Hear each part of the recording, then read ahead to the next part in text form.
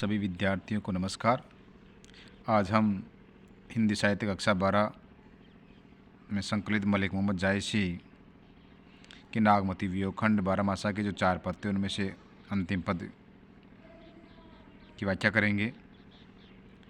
इस पद में कवि जायसी ने नागमती के फाल्गुन महीने के विरह का वर्णन किया है। फागुन पवन जकोरे बहा, चौगुन शिव जाय किमि सहा। तन जस पियर पात भा मोरा, विरह न रहे पवन होय जोरा। जायसी के अनुसार नागमती अपने प्रियतम को संबोधित करते हुए कहती है कि अब फागुन अर्थात फाल्गुन का महीना लग गया है, शुरू हो गया है, और फाल्गुन के महीने में पवन जकोरे बहा, पवन जकोरे लेके बह रहा था, बहुत तेज़ गति से पवन हवा चल रही है। चौगुन शिव जाए किमि सहा, और तेज़ हवा चलने से चौगुन यानी 4 गुना, शिव यानी शीत सर्दी, जायन हो गया है, किमि सा कैसे सहन किया जाए कि तेज़ हवा चलने से ये शीत 4 गुना होकर के मेरे को परेशान कर रहा है, इसको मैं कैसे सहा जाए, अब मैं इतनी शीत को कैसे सहन करूं। तन जस पियर बात भा मोरा, बिरह न रहे पवन होई जोरा। नागमती कहती है कि तन अर्थात शरीर, जैसे पीर यानी पीले, पात यानी पत्ते, बायन हो गए, मोरा यानी मेरा शरीर शीत की अधिकता के कारण कमज़ोर होकर के पीले पत्तों जैसा हो गया है। विरह न रहे पवन होई जोरा, और ये विरह पवन बन कर के मेरे शरीर को झकझोर रहा है। तरिवर जरे जरे बन डाका, बई अनपत फूल फर साका।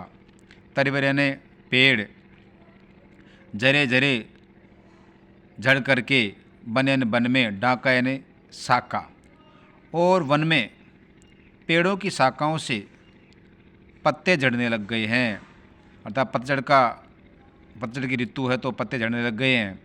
बई अनपत फूल फर शाखा, बई यानी हो गई है, अनपत यानी पत्तों विहीन, फूल फल और शाखा सभी पत्तों विहीन हो गई है। करई बनापति कीन उलासु, मोक भा जगदून उदासु। और नागमती कहती है कि इस पतझड़ के मौसम में करे यानी कर रही, बनापति यानी वनस्पति, कीन यानी कर लिया है, उल्लास उत्साह, और वनस्पति ने इस पतझड़ के मौसम में उत्साह और प्रसन्नता के साथ है। मोक बा जगदून उदासु, और मोक बा जगदून, और मेरे लिए तो ये संसार, जग यानी संसार, दून यानी दुगना, उदास यानी उदासी से भरा हुआ है। इस पतझड़ के मौसम में वनस्पति में उत्साह और प्रसन्नता है, लेकिन मेरे लिए तो पति के बिना ये संसार दूना अर्थात दुगनी उदासी से भरा हुआ है। पाग करई सब चाँचरी जोरी, मोई जिए लाई दीनी जसी होरी। नागमती कहती है कि इस फाल्गुन के महीने में सब व्यक्ति फागुन जो राग होती है वो मिलकर के सभी फागुन राग गा रहे हैं, और चाँचरी जोरी, और सभी पति पत्नी जोड़ी बना करके एक चरचरी, चाँचरी यानी खेल होता है, चरचरी नामक खेल होता है, तो चरचरी खेल खेल रहे हैं, फागुन राग गा रहे हैं, सब खुशियाँ मना रहे हैं। लेकिन इस मौसम में मोही जिए लाई दीनी जसी होरी, मोही यानी मेरे, जिए यानी हृदय में, लाई यानी आग, लाई यानी क्या होता, आग, दिनी जसी होरी, जसी यानी जैसी, होरी यानी होरी, लेकिन मेरे हृदय में तो प्रीतम के नहीं होने के कारण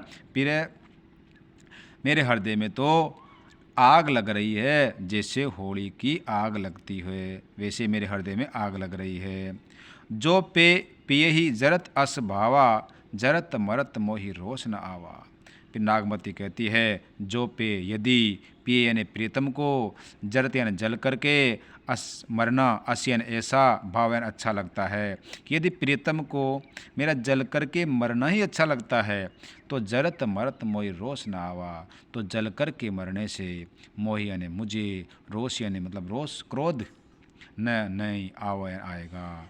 कि प्रियतम को यदि मेरा जल करके मरना ही अच्छा लगता है तो मुझे जल करके मरने में बिल्कुल भी क्रोध नहीं आएगा, तनिक भी क्रोध नहीं आएगा। रात्यु देवस इन मन मोरे, लागो कंत छार ज्यों तोरे। नागमती कहती है कि रात यानी रात, देवस यानी दिन में, रात और दिन इन्हें यही मन यानी मन में मोरे, रात और दिन मेरे यही इच्छा मन में रहती है कि लागो कंत छार ज्यों तोरे, कि मेरा शरीर जल कर के राख हो जाए, कंत यानी प्रीतम, छार यानी राख, और ज्यों तोरे तुम्हारे शरीर के लागू लग जाए। कि रात दिन मेरे मन में एक इच्छा रहती है कि मेरा शरीर जल कर के राख बन जाए और राख फिर तुम्हारे शरीर से लग जाए। ये तन जारों छार के कहो कि पवन उड़ाओ, मकु ते ही मार्ग होई परो, कंत धरे जह पाँव। ऊपर की चौपाई की लाइनें हैं और ये दोहा की लाइनें हैं। तो नागमती ये कामना करती है कि हे प्रीतम, ये तन ये शरीर जारवन जला करके, छार के राख बना करके कहो कि पवन उड़ाओ, और पवन से मैं कहूँ कि तुम इसको उड़ा करके ले जाओ। मकु ते ही मार्ग होई परो, और उसी मार्ग पर, उसी रास्ते पर जा कर के इस राख को डाल देना, परोन डाल देना। कंत दरे जय पाँव, जिस रास्ते पर मेरे प्रियतम, कंत यानी प्रियतम, धैर्य रखेंगे, जहाँ जहाँ पर पाँव यानी पैर। नागमती कहती है कि हे पवन, मेरे इस शरीर की राख को उड़ा करके तो उस रास्ते पे ले जा करके डाल दे जिस रास्ते पर मेरे प्रियतम आएंगे और जहाँ पर मेरे प्रियतम के पैर पड़ेंगे। तो ये तो इसकी व्याख्या हुई। अब प्रसंग देख लेते हैं। प्रसंग है, प्रस्तुत पद्यांश हमारी पाठ्य पुस्तक में संकलित भक्तिकाल की सूफी प्रेम मार्गी शाखा के सर्वश्रेष्ठ कवि मलिक मोहम्मद जायसी द्वारा रचित पद्मावत महाकाव्य के नागमती वियोग खंड के 12 मासा शीर्षक से लिया गया है। इस पद्यांश में कवि ने फाल्गुन महीने में रानी नागमती के विरह का वर्णन किया है। व्याख्या करते हैं। अभी वाक्य जो लिख रखी है उसको देख लेते हैं एक बार। वाक्य, कवि जायसी के अनुसार विरहिणी नागमती कहती है कि अब फाल्गुन का महीना लग गया है और फाल्गुन के महीने में हवा झकोरों के साथ बह रही है, अर्थात तेज हवा चल रही है, और तेज हवा चलने से शीत 4 गुना बढ़ गया है। अब ये प्रीतम के बिना कैसे सहा जाएगा। शीत की अधिकता के कारण मेरा शरीर पत्तों की तरह पीला पड़ गया है और ये विरह पवन बन करके मेरे शरीर को झकझोर रहा है, और पतझड़ की ऋतु होने के कारण वन में सभी पेड़ों की शाखाओं के पत्ते झड़ गए हैं और फूल फल व शाखा सभी पत्ते विहीन हो गए, अर्थात सभी के पत्ते झड़ गए हैं। फाल्गुन के महीने में सारी वनस्पति में उत्साह एवं प्रसन्नता है, लेकिन मेरे लिए तो प्रीतम के विरह में ये संसार दुगना उदासी से भरा हुआ है लग रहा है।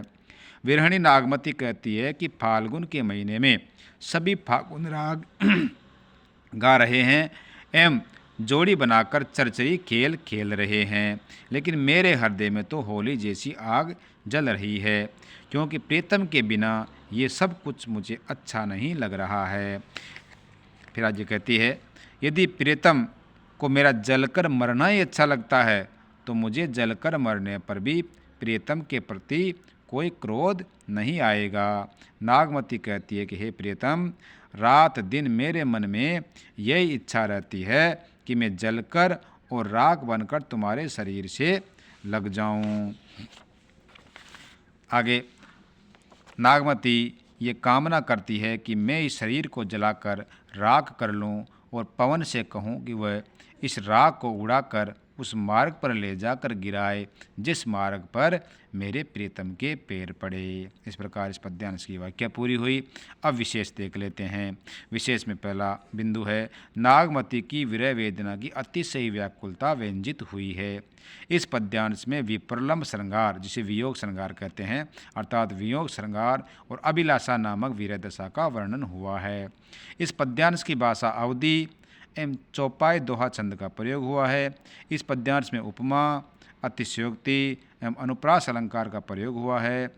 इस पद्यांश में प्रकृति के उद्दीपन रूप का वर्णन हुआ है। इस प्रकार इस मलिक मोहम्मद जायसी के सभी पदों का अपने व्याख्या कर ली है। और अब मैं जो भी कक्षा 12 के जितने भी कठिन कठिन पार्ट है उन सबके मैं वीडियो शेयर करूँगा अपने चैनल पे।